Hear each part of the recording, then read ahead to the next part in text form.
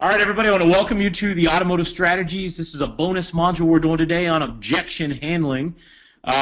Syd Michael will be here in a minute. Obviously, this is me, Brian Anderson, and we will begin now. We do have a special guest with us by phone, and I will introduce him on the next slide. So if you give me just a minute, we'll introduce him. Before we get started, the obligatory who am I and who is Syd?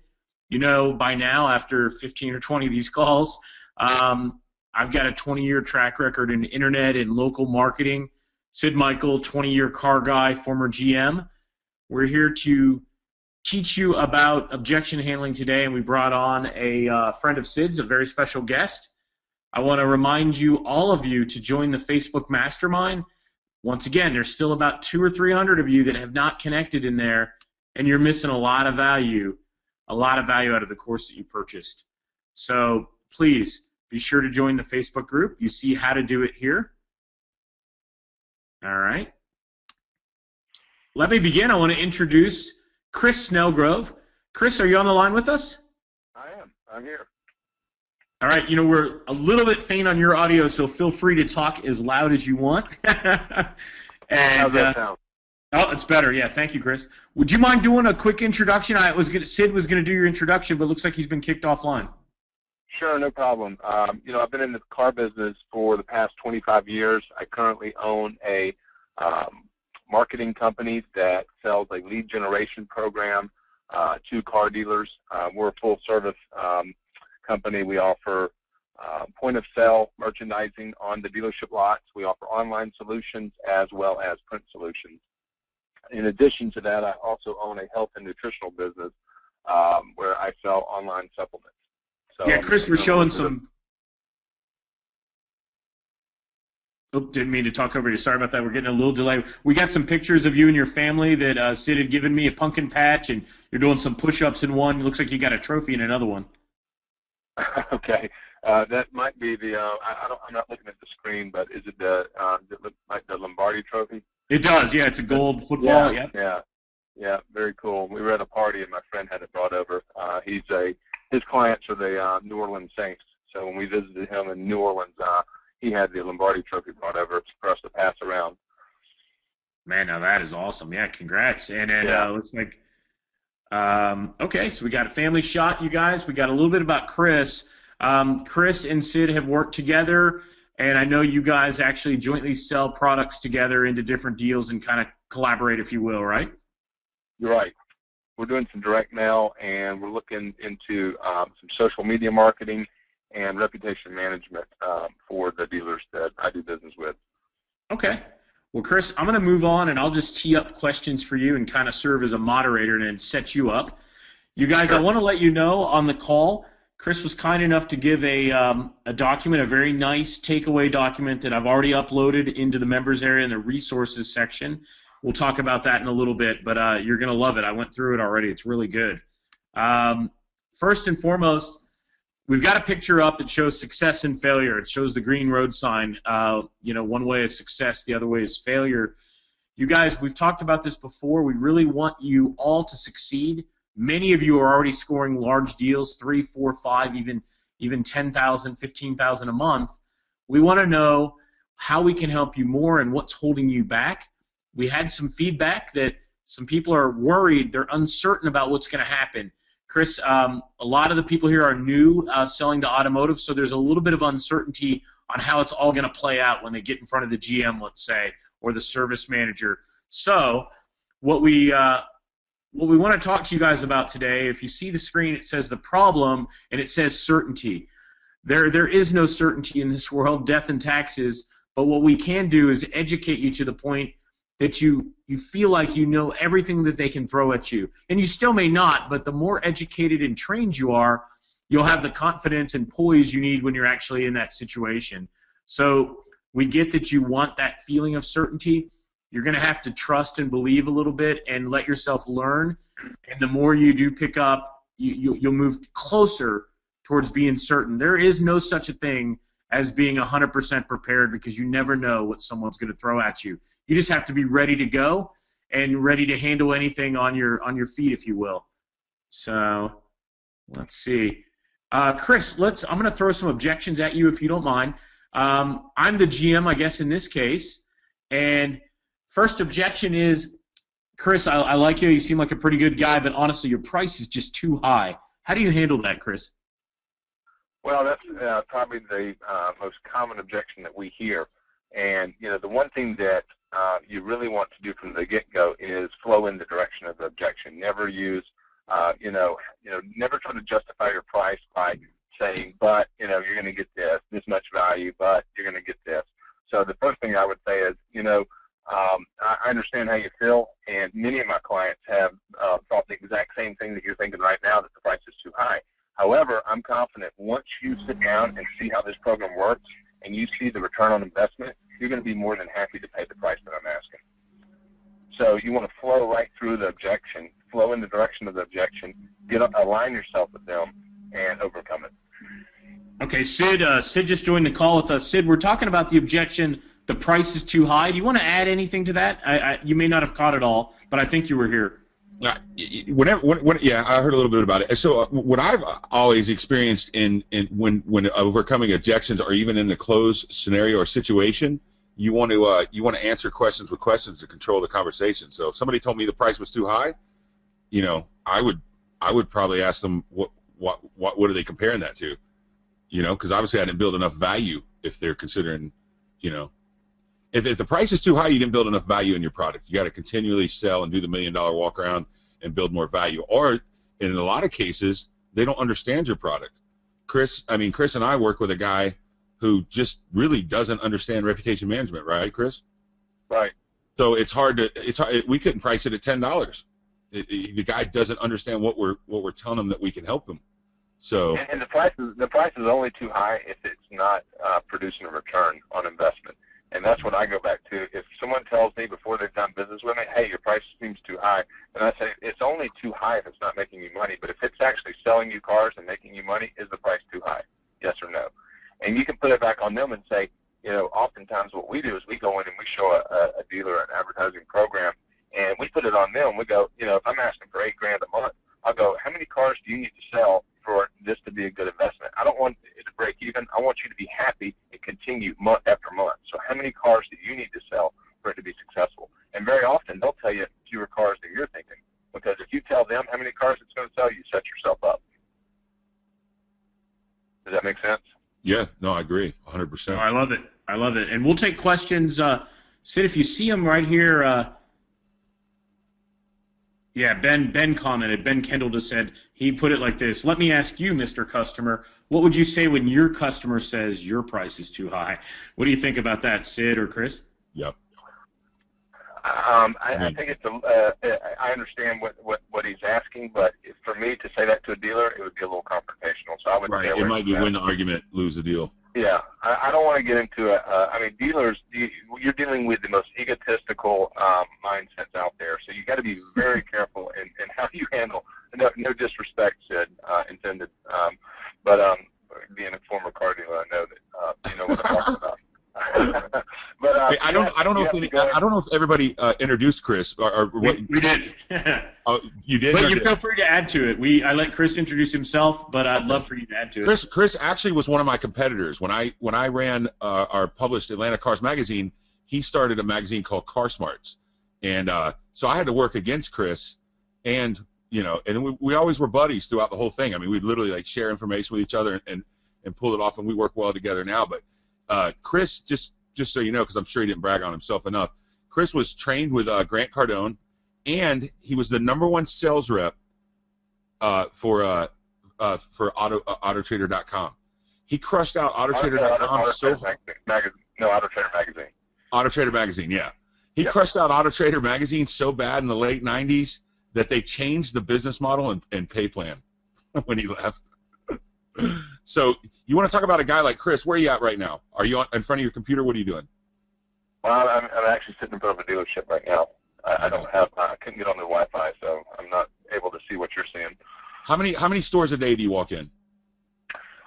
Minimum of 8. I try to hit at least 8 a day. I mean, that's my rule. If I got to get in front of at least 8 people a day. So that's what we're going to get out of Chris today. So that's why I'm excited to talk him into being on the call. And he's also gonna be with us. Atlanta is where we all are. Chris is also going to be at the workshop with us here in Atlanta. So I'm excited about that. All right, so let's go back to rebuttals real quick. The price is too high. I think you'll hear that occasionally, but you know, that's a good rebuttal to take it over.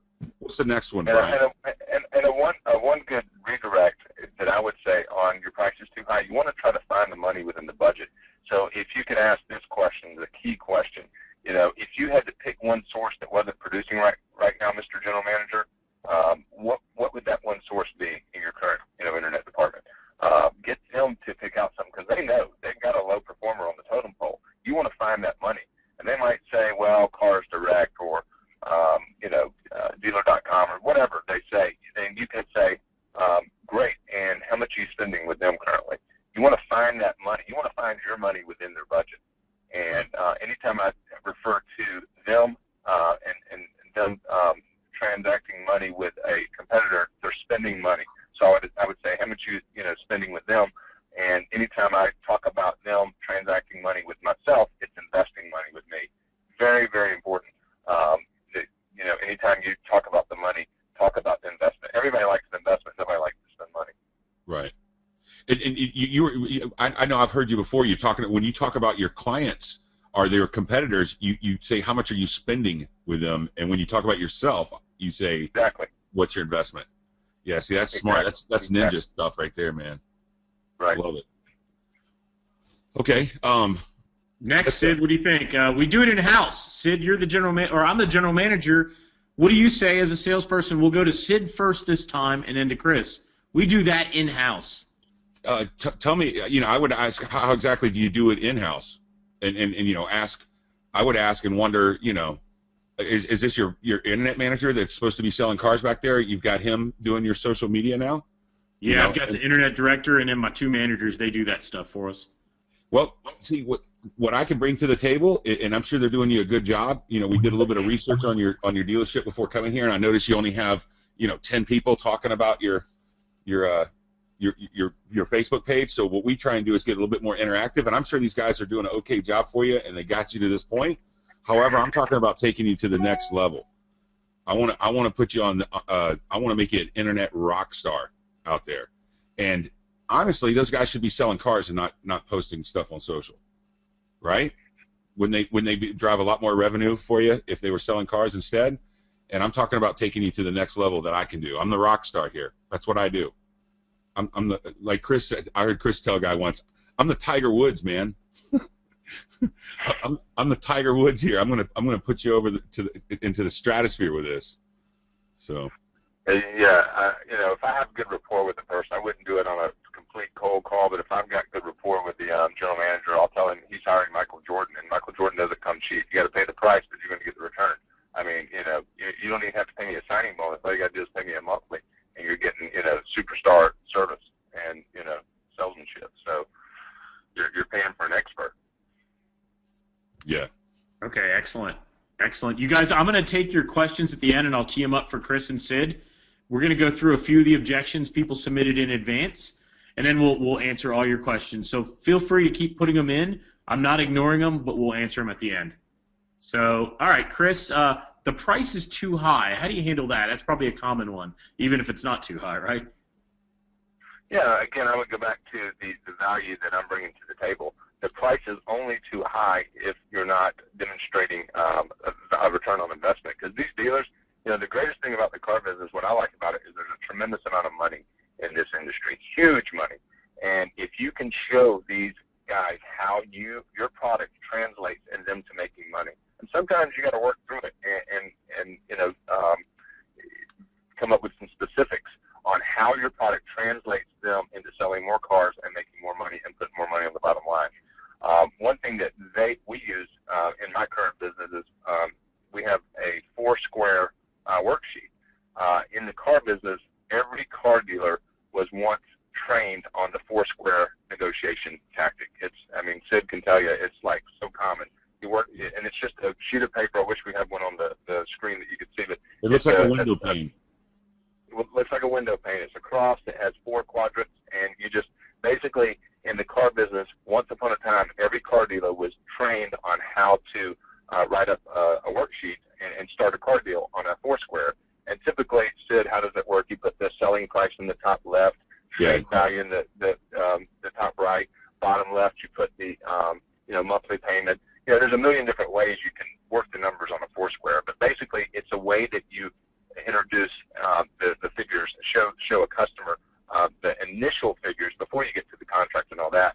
It's basically a way to push the process along with the customer. And so all my reps currently have to do 2 worksheets a week where they're pitching they do a presentation for our dealers, and then they have to present figures, because no car deal starts until one of these worksheets is produced. And they might not be using the Foursquare now. They might be using something a little more fancy. But once upon a time, every car dealer used the Foursquare. Would you agree, Sid? Yeah, they did. So if you could, if you're pitching these guys in person, whip out a Foursquare and present your figures right there for the car dealer on a Foursquare. And they're going to look at you and they're going to go, what, are you Foursquare me? They always ask that, and they always smile. And you can play down, what are you talking about? Or you can say, yeah, of course. It's your negotiation tactic. We've taught them in the course to use a menu, like a finance menu. Yeah. Mm-hmm. It's the same thing. Foursquare, what a Foursquare does is it actually hones you down onto what your hot button is. So it's amazing. You can put like a 25% down payment on there, and then all of a sudden that full sticker price, they don't even see it. All they're worried about is how much money they got to put down today, right? Right. So you put 5,000 down, they're like, oh, I only got 1,000. Well, let me ask you, sir, if you can put 1,000 down, would you not worry about the price? Of course not. Right. Sign radio. All right. There's awesome. a million different ways to use it, of course. Yeah. All right, well, let's go to Sid. How about you, man? How about I don't like you? If somebody gives you that objection, I don't like you. You don't have to like me. I'm not here to be your friend. I'm here to show you revenue. That's what I do, man. I drive revenue home for you. I'm here to actually sell you more cars every month. In fact, if I don't sell more cars, fire me. Look at me like a car salesman. I'm going to perform for you every month. Most people don't like me because I'm out there making it happen. Chris, how do you handle that? Somebody doesn't like you. The good news is you don't have to like me for me to make you money. And in fact, some of my customers don't like me, but you know what they do like? They like more money in their bank account. That's why they do business with me. Right. I like that. Okay, next, guys. Next one is we did I don't like you. All right, here's the one we chatted about today. Show me some references from other clients, other customers you have. Show me some references. Now, this is obviously aimed. This is going to be more of a challenge if somebody's new. The way I personally would handle this, I would say, I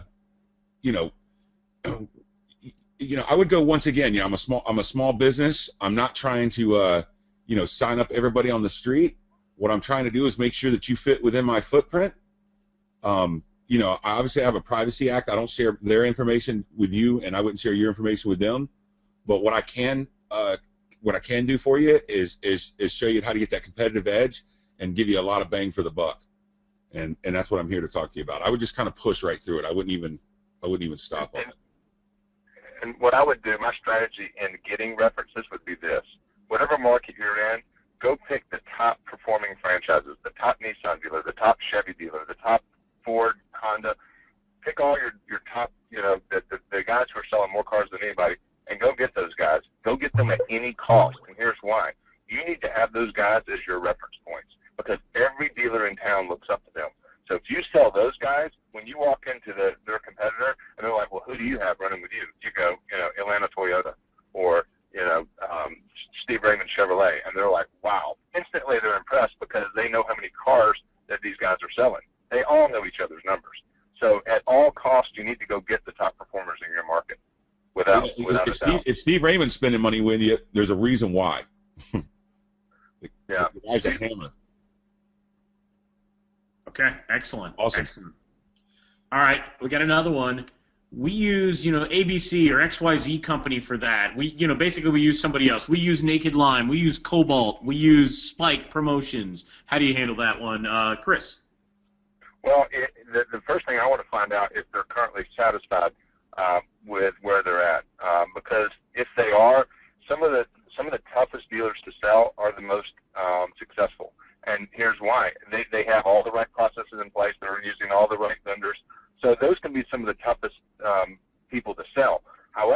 you just have to find some cracks in their armor, and find out if they're not currently satisfied with who they're doing business with, and just ask them to pick one. Again, I would go back to, if you had to pick one provider that you're doing business with right now that you're not completely happy with, which one would it be? Put it on them. They're going to pick one, and you go after that money.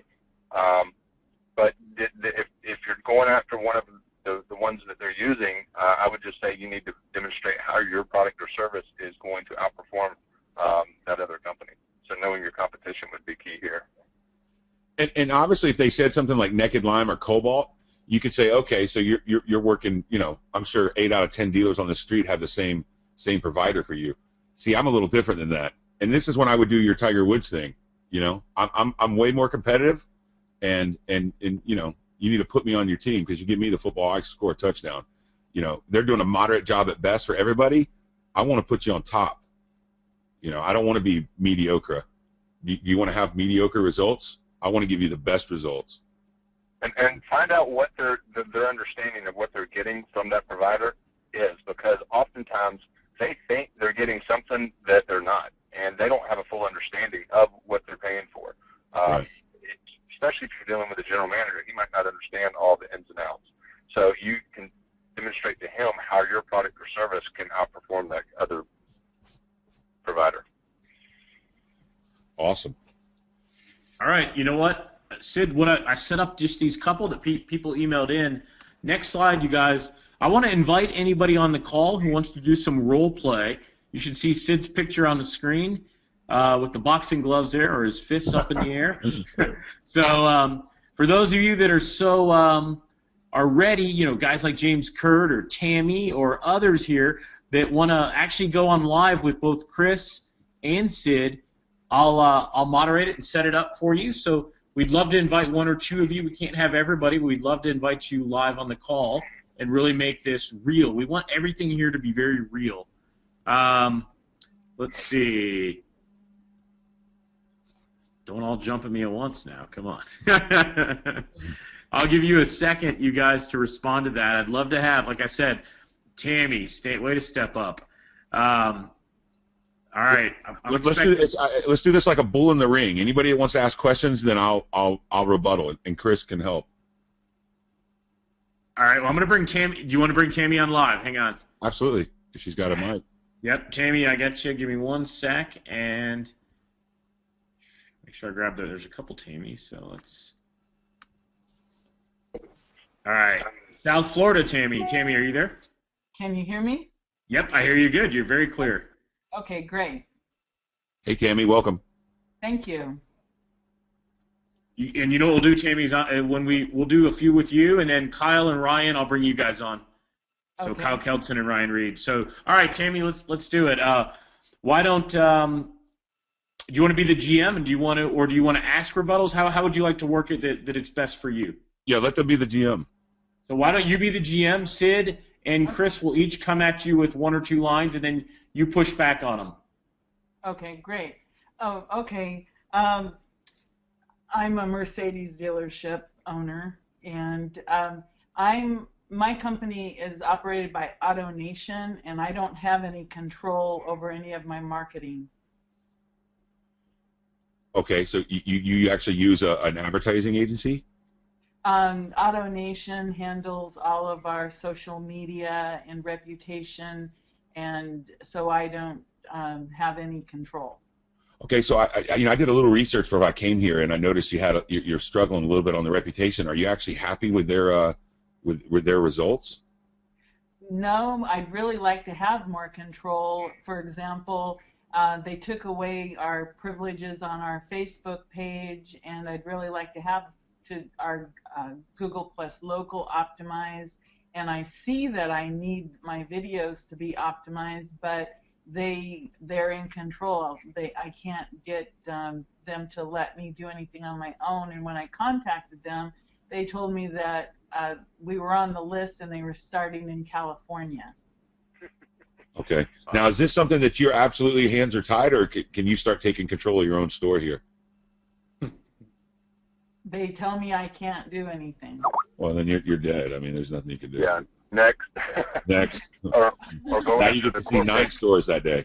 The reason that I'm using that example is that's what happened to me with yeah. my Mercedes dealers. They actually had me come in to the store, and that was what I got after talking not only to the GM but also to the internet manager and also to their customer service person. They all said the same thing. So Yeah.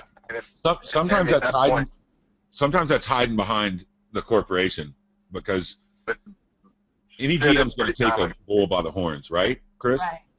Well, it is pretty common in AutoNation stores. They do take a lot of the control. So at that point, my strategy would be go after the marketing director of the group. And there's always a local marketing director that you can get a hold of and get in front of. And then you want to sell your services to that person, because the biggest benefit there is once you sell that person, you can get a lot more stores than just one.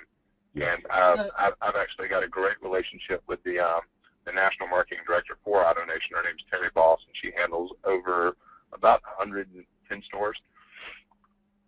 Wow. So you have to go after that. You have to go after that person and get them on your side. And it might take it takes a lot to get in front of them, a lot of pursuing. But you email them, you call them, and you eventually convince them to meet you, and then you show them your program. So would that be the regional director? AutoNation is headquartered in Fort Lauderdale, and I'm on the West Coast. There's probably a Western director and an Eastern. Right. There's regional directors in each market, so Okay. and that represent those markets. So they might not be local, and you might have to travel to meet that person. But I can't remember how many regional directors they have. But yeah, that would be a good starting point. But they're always looking. Look, AutoNation's always looking to improve their deal, their game. So that's the good news. Yep. Yeah. Well, I found a lot of holes in their online marketing. Absolutely. So, but that All right. was the real No, one. Tammy, that's excellent. We appreciate you coming on. I'm going to make Kyle live now. Kyle, please you. be ready, and I'll unmute you.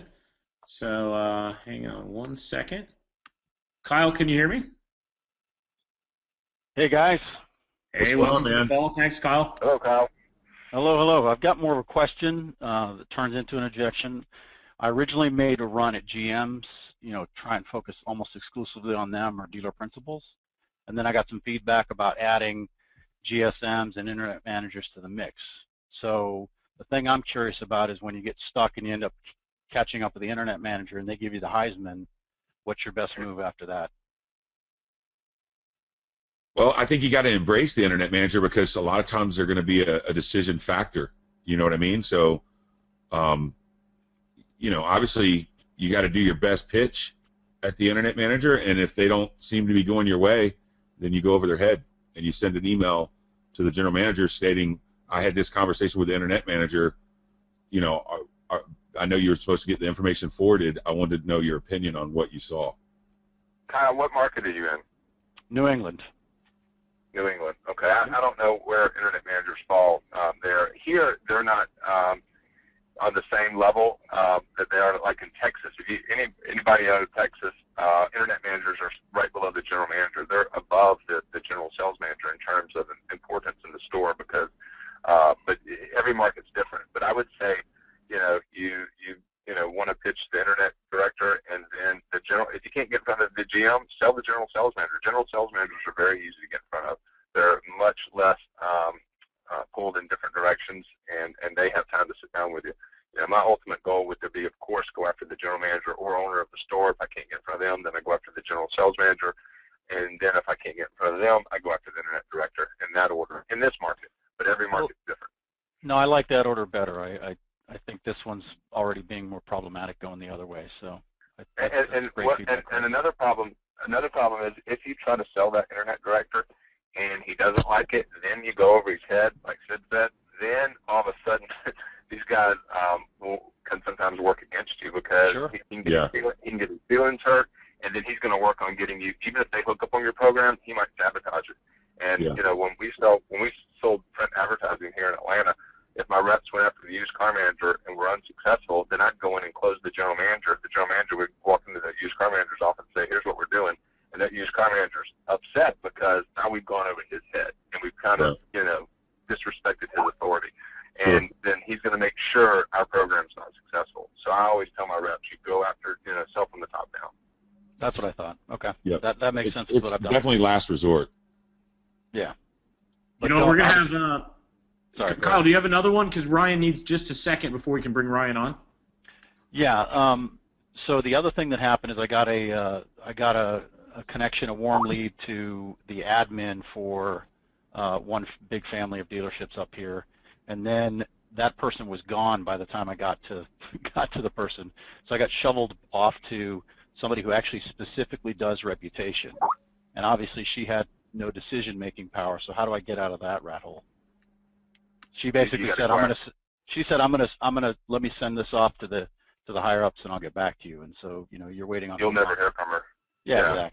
Exactly. Yeah, I mean, you just have to make another play. The good news about, the car business is I think most guys have short-term memory. So even if you've made an attempt at the general manager before, you can go in a month later and make a whole other pitch to the guy. Are you attempting appointments over the phone or in person? I've got sort of a multi-touch strategy, so I'm reaching out to them via email first, then I'm sending a follow-up letter, then I'm phone calling, and then I'm going to go show up on the doorstep. Okay. Yeah, phone calls. I mean, I always preach, just pounding the phones because, my reps, they can see about 5 to 8 dealers a day, but I tell them you need to be calling during the day as well because you can cover more ground.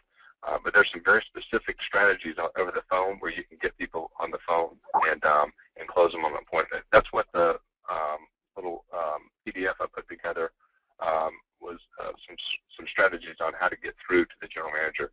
And the receptionist is going to protect those guys at all costs. I mean, that's their job. That's what they're hired to do. But there's ways to get around them, and that's. And we're going to send cool that stuff. PDF to everybody. We're going to make it available to everybody. Chris put it together for us, kind of like as a gift. Which yeah, Syd, I uploaded it, or actually Jason uploaded it in the members area right before the call. I think it's in the resources section, guys. So on the website, automotivestrategies.us, you log in, you go to the resources section, you'll see it there. Yep. Terrific. All right, thanks, guys. Appreciate it. Yeah, Kyle, thank you very much. Thanks, Ryan, are you back? Will you let us know? I know you had something come up. Let me mute Kyle real quick just to keep the audio down. You know what? While we wait on Ryan, I'm going to throw a question or two out. There's a couple good questions in here, guys. All right. James Kurt says, should you try to hit all three at the same time with email, phone, etc.? He's talking about the GM, GSM, and the Internet Manager, or should you do one at a time? I don't think there's a problem with going after all three. Chris, would you see a reason not to do that? I would only attempt one at a time. I'm going to, of course, try to go after the general manager for a week or two. If I'm not having any luck there, then I'll move to the GSM and then maybe the Internet Director. But I think you're talking about an email, right? Are you talking about an email, Brian? He's talking. He's doing email and phone or follow up. I think he's talking just multi-touch. Should he be doing them all at once? He said specifically with email and phone calls. Okay. Go ahead, Chris. I'm sorry. I think it's personal preference. I would stick to. Me specifically, I'm going to go after just one at a time. Yeah. I'm going to go after the top first and then move my way down the ladder. Okay, so Chris, here's another one from Ted Cook. Ted goes on to say, Chris, you said to go after the top dealers in town. How can I find out which dealers are actually the top sellers? Are there online sites that report numbers? How should I decide who the number one Nissan dealer is, for instance? Well, being outside the car industry, you may not know. Like I'm so close to it that I'm talking to dealers all week. Syd, what's a good resource for them to use if they're outside the car industry? The only resource that you can actually get true data like that is through Experian, and we actually looked into the cost of it, and it's so expensive. It's called Auto. I don't know. We looked it up. It was like $8 or $9 grand a state for the information, but you need to be connected. You need to ask other dealers. You need to know your market. Yeah, once you get into it, once you get knee deep into it and start talking to enough dealers, you're going to figure out real quick. If you're going into different stores, you can say, well, who's the number one Nissan dealer in the market? And they'll tell you. I mean, all you got to do is ask them. But go just pound the pavement and get in front of people.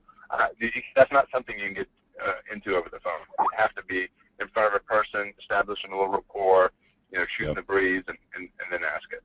But yeah, you just have to do a little homework. That's a good question though, because I didn't think about that being, if you're outside the car industry and not knee deep in it like we are, you might not know.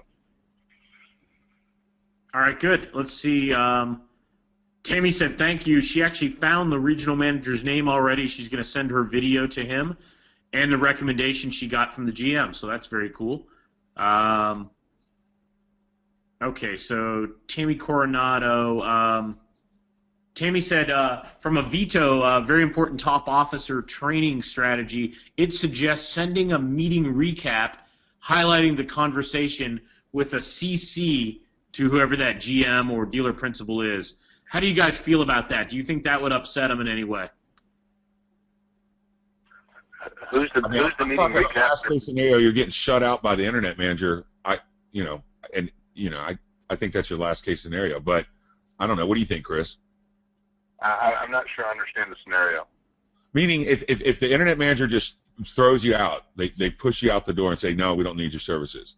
Do you give up on the store, or do you try and get the information in front of the general manager because he's really the decision maker anyway? I'd make a fresh attempt at somebody higher up. I don't know if I'd do a CC. These general managers get hit with so much email that if they don't recognize your name or company, they're not reading it anyway. I mean, they get slammed with so much email. But I would just make a fresh attempt at getting these guys. The best way is to get these guys on the phone. And in the PDF, I talk about specifically how to get to that receptionist and get a general manager on the phone. And one of the easiest ways is to, the most important thing when calling the store is never, ever, express any niceties to the receptionist. You can't be nice to them. You can't say, hey, how are you doing? Because they immediately label you as a salesperson. So you just immediately ask for the person like you know who they are. So I would call up and I'd say, Syd Michael, please. That short, that, forceful. And then she may say, may I ask who's calling? Sure, Chris Snellgrove. We trained that in another module, Chris, where we say, I actually, when I'm calling through, I'll go, Chris Snellgrove, thank you. I'll use thank you instead of please, because please sometimes puts you at a position of weakness, and it'll alert that little red flag where they'll ask you, well, what are you calling for? If you say thank you, you're still being just as polite, but what's the rebuttal to thank you? It means do it, thank you, right? Right. So if she doesn't put you through, or if they say, may I tell them what this is regarding, then you just come back with he'll know, or she'll know. And then that puts the receptionist in a position going, wow, okay, either it's a personal friend or it's a customer or it's somebody that they're doing business with. Now, are you lying? You might have sent this person an email, and they might know that you're calling. So, you're not, distorting the truth. But say she wants to take a message and the general manager is truly not available, which is a very good possibility. Then, you make an attempt a couple of days later. I'd wait usually 2 or 3 days later. And then you want to call in and just ask for the sales tower. They never protect the sales tower. They will put you to the sales tower every single time because they think you are somebody who's doing business with the dealership. No one calls into a store and says, let me speak to the sales tower, please. Or I say, who's in the sales tower right now? And she says, David and Mike.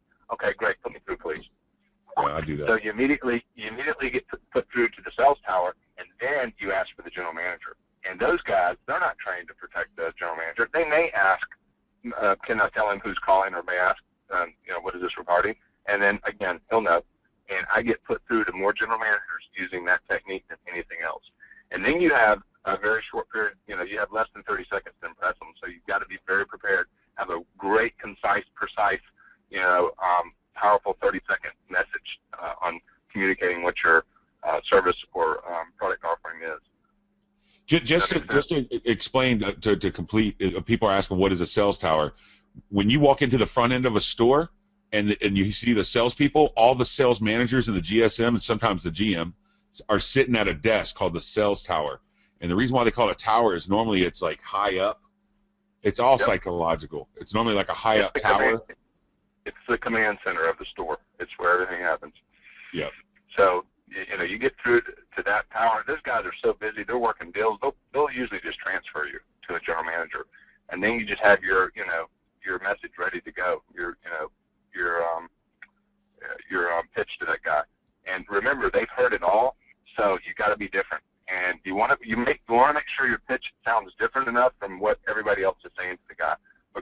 he hears so many of the same pitches, and everybody's saying the same thing.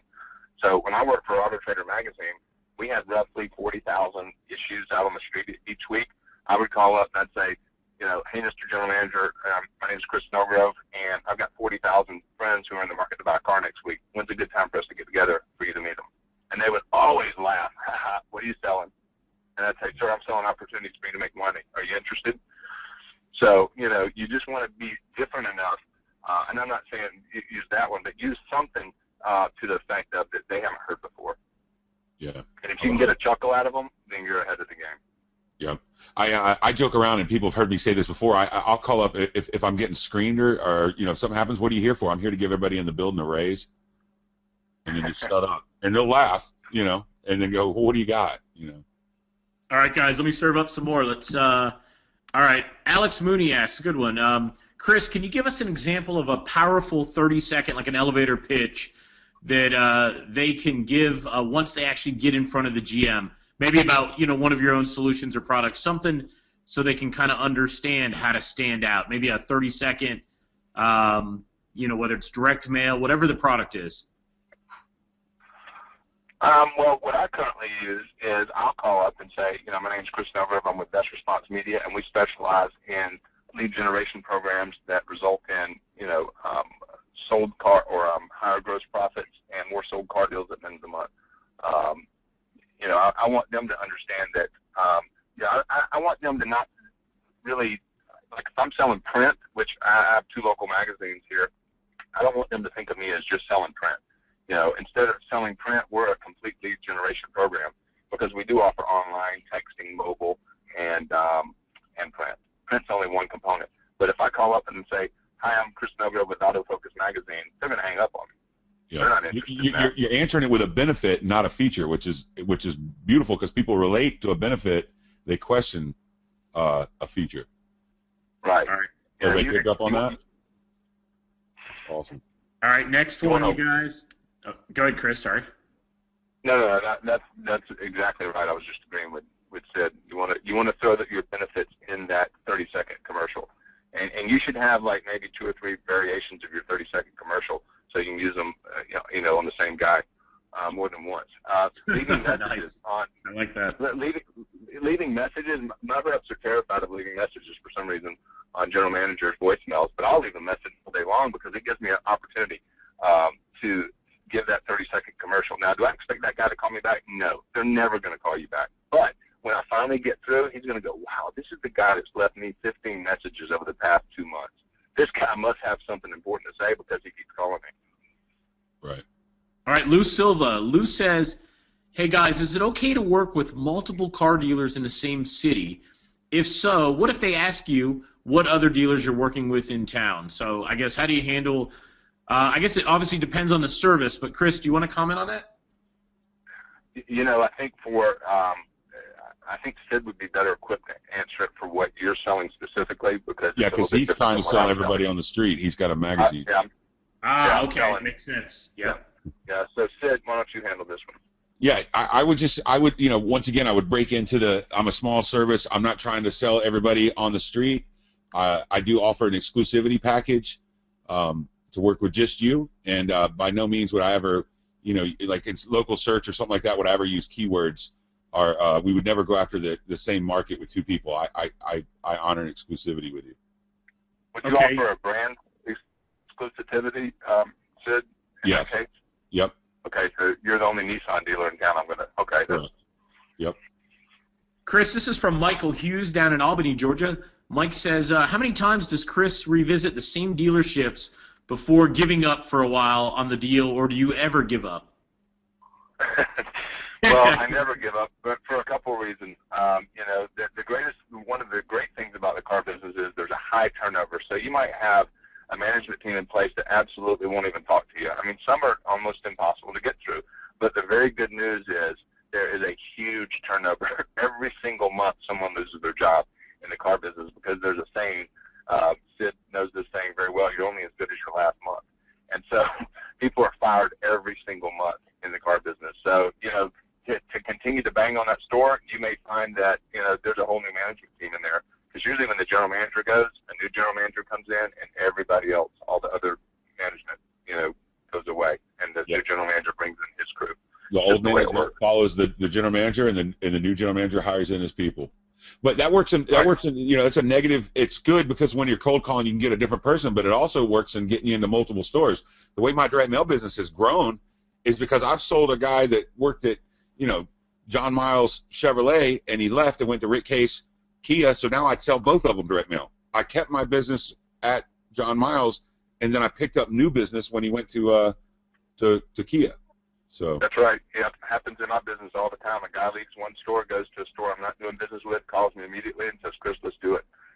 So you want to stay close to these guys, get their personal contact information. I do not recommend getting just a company email from these guys. You want their personal email, you want their personal cell phone. So whenever they leave, if you've got him as a customer, wherever they go, you're going to pick them up as a customer at their next stop. All right. What's your best way of getting in front of the decision maker? This is from Edwin. Do you walk in Do you walk in or do you cold call on the phone? Both. If I'm walking in as a salesperson, trying to sell the dealer, then one of the best ways is if you have something that you can offer, some type of exposure. I have free ads that I can put in the magazine. So, when those salespeople run up to you at the store and they're thinking you're a customer, and they go, "Can I help you?" And you go, "Yeah, you can help me." You get me in front of the general manager. Here's what I'm going to do for you. And I've had salespeople walk me right past the receptionist to the general manager's office and make an introduction. And, then I give them some ads in the magazine. I don't know what you can give them, but if you can come up with something that you can do for them online as a benefit and throw that salesperson a phone, then they'll walk you past the receptionist. On the phone, again, going around the receptionist and, just pursuing the prospects over the phone.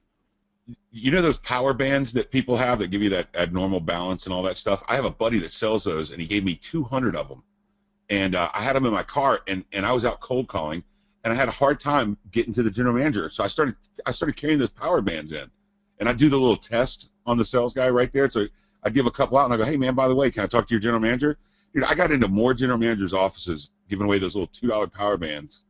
Use the salespeople. I've had reps, that just new reps that I started working with that would they were almost rude to the salespeople. They were like, "No, I'm here to see someone," and you don't want to be rude to those people. You want to get out and high five them and how's business and how you doing, and make them your friends because those salespeople can help you. You always want to be friends with those people. Yep, I totally agree. Hey, so I've got an answer to this, Chris, but I want to ask you real quick. If you started right now in this business, like a lot of the people on the call have, and you had to give the silver bullet, what's a guaranteed success silver bullet? What do you think they need to be focused on immediately with after going through our course? I would have to say just pure activity breeds success in this business. The more contacts you make a day, and if you set yourself to, and look, no one likes to cold call.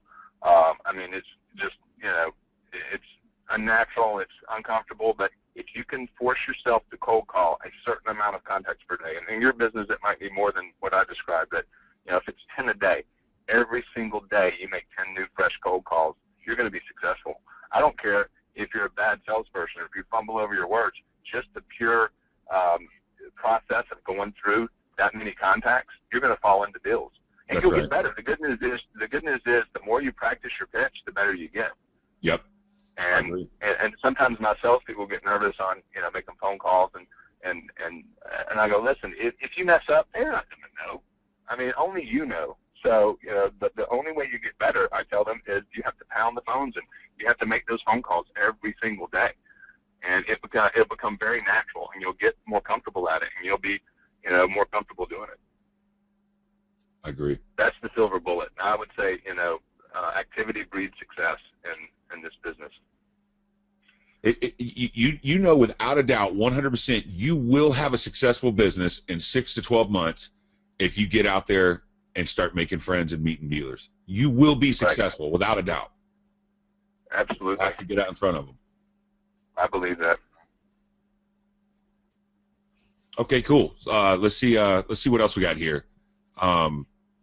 You know, Dave Strayer commented, Sid, that for people looking to see who the biggest dealers are in their town, in many cities there's like the local business journal. So like in Atlanta, it's the Atlanta Business. Yeah, the Chronicle. Right. They put out an annual top 25 list, and they often do it for automotive, so you guys can see that there as well. Yeah, that's cool. Good idea. I love that. I love that book. Also, Brian, what I was thinking about is if you pay attention to their, if you go to their website or you look at if they're doing any newspaper, generally they'll talk about being number one. If you're the number one dealer in the market, you're usually, touting that in your advertisements or on your website. Yep. Here's another one. Here's just a comment from Edwin. Edwin wanted you to know, he asked a question a minute ago. Which one? This is, Edwin, I can't remember the question you had, but Edwin's a 15-year warranty rep sales guy, and he said, absolutely, if you're out there on a regular basis with the dealers, you will get deals. Yep. That's right. That's right.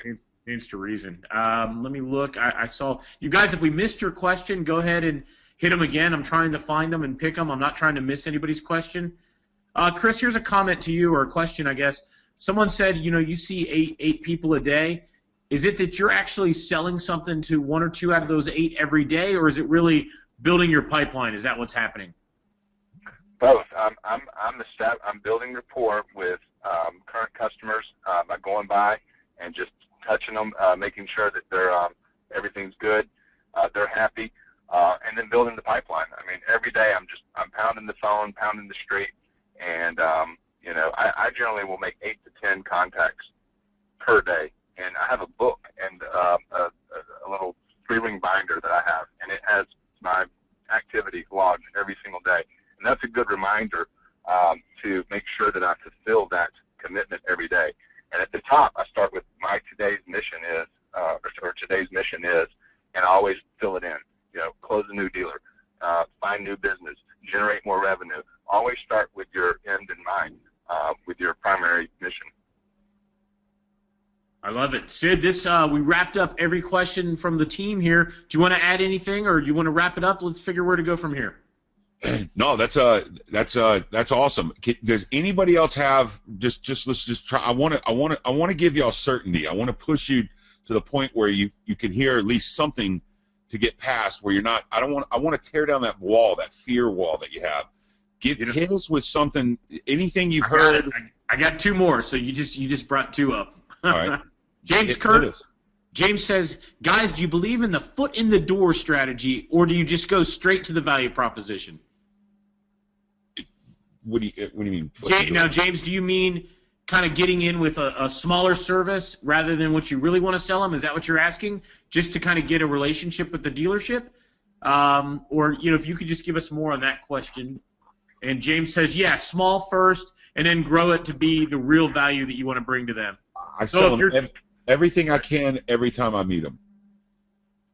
I go for the full gut though. I'm gonna pencil them at full list. I'm gonna show them the sticker price on the car and work down from there. I'm gonna make sure that I'm showing them what we do in our negotiation is we show them a huge value in different services that we offer. We might show them some display ads, some classified ads, our online suite, our online digital suite, Craigslist, and then lead tracking. So we'll show all that value, and it might be $2,200 worth of list value on my rate card, and then I'll discount it and pencil it in if they do business with me today. Here's the price, and that price may be $1,600 a week. And I've had dealers. I signed up one 2 weeks ago, and I showed him that exact scenario, and he goes, "Wow, that sounds like a pretty good deal." I said, "It is a good deal. Press hard. There's 3 copies." So I would go at. Go ahead, Chris. Sorry. I would just go. In my opinion, I would go for the full service offering that you have. Yep. All right. Todd Friedman says, "What about getting in the door and going, kind of starting with the parts manager? He must have a contact in parts." If that's how you can get in, that's how you can get in. But obviously, the general manager is the decision maker. Hey, if that parts manager can walk you in and make an introduction to the general manager, that's the only way it'll work, I think. I mean, the parts manager has no say-so over what they're doing online. But he does have a relationship with the general manager, and he has a relationship with you. So using him to get through to the general manager absolutely is very valuable. Yeah. All right. Would you target the worst dealers, I guess worst performing dealers in your market because you know and they know they're bleeding and they want to turn it around? What do you think about that? I think they need the most. They need the most help, right? I mean, Yeah. they're easier to sell than the top performers, right? Yeah. I mean, Sure, the guy but that's struggling is the guy that needs the most help. So they're easier to, in my opinion, they're easier to sell. they obviously they're in need of your services. Although sometimes dealers that are not performing is because of the management and they're not spending right, money. right. The They're guys broke. that are doing well is because they are spending money, right? They're broke, process and financially. Like They might not have the money. Maxi Price Chevrolet. Do you think they're spending money? No, that's why they're epic fails every time. Right. What about Tom Burlington? Would I be best to start with small independent dealers rather than the mainstream franchise guys? He's checked out the mainstream franchise guys in his market. Most have some bad reviews, no mobile, and the list goes on and on. I guess he's asking, being new, is it better to go independent or go into a large new car store? I think Sid, if I can answer both. I mean, independents are some of the best at utilizing the internet as a tool for to market their cars. So I would say absolutely go after them and franchise. I mean, there's some some independent dealers in this market that absolutely kill it. I mean, they're just done phenomenal things online. So. Yeah. I don't think there's a way to cherry pick your customer at all. I mean, Stanley R. Davis Jr., y'all have heard me talk about it 100 times. It's the first guy I sold a car to. The reason why I got that up was because all the other sales guys looked at him and thought that old guy can't buy a car. They judged the customer. I walked down there and made $781, my first car deal. I knew right then and there. I was like a shark. I tasted blood. I mean, I remember just like being obsessed with the car business. I wouldn't even go eat lunch because I was afraid that the frickin' hamburger would cost me a $781 deal. I like lost weight sitting out there, But the reason why is not to. You don't want to. I would never prejudge any customers. I'd walk in every doors because a lot of times it's timing. It's like meeting women at a bar. It's not because you're a good-looking guy or you're funny. It's because it was timing. They were just talking about needing reputation management right when you walked in. And, pretty much as long as you hold yourself in a professional manner, you're going to get the deal. All right, next, we're going to wrap it up with Michael Hughes. Michael's got a question. It's a good one. How do you handle this objection, guys? He goes meets with the GM, and the GM goes, "Hey, Michael, are you approved with co-op for co-op funds?" Michael, are you it depends on different services. There's different manufacturers that have co-oping. Like Kia's 100% co-op on digital products. So you need to know your co-oping. You need to know their guidelines, and they'll tell you probably.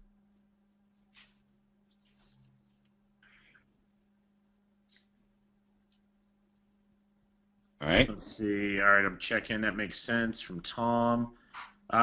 Marty just said, we'll sneak another one. Is an independent that has no service area worth going after? Will they have sufficient budget? That's from Marty. Yes. They want to sell cars. That's their sole income.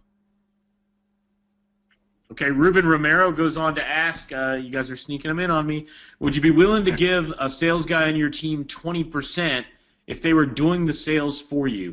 Now, Ruben, are you saying 20% recurring on the deal? I'm assuming that's what he's saying. I guess the real question is, what are you paying a salesperson?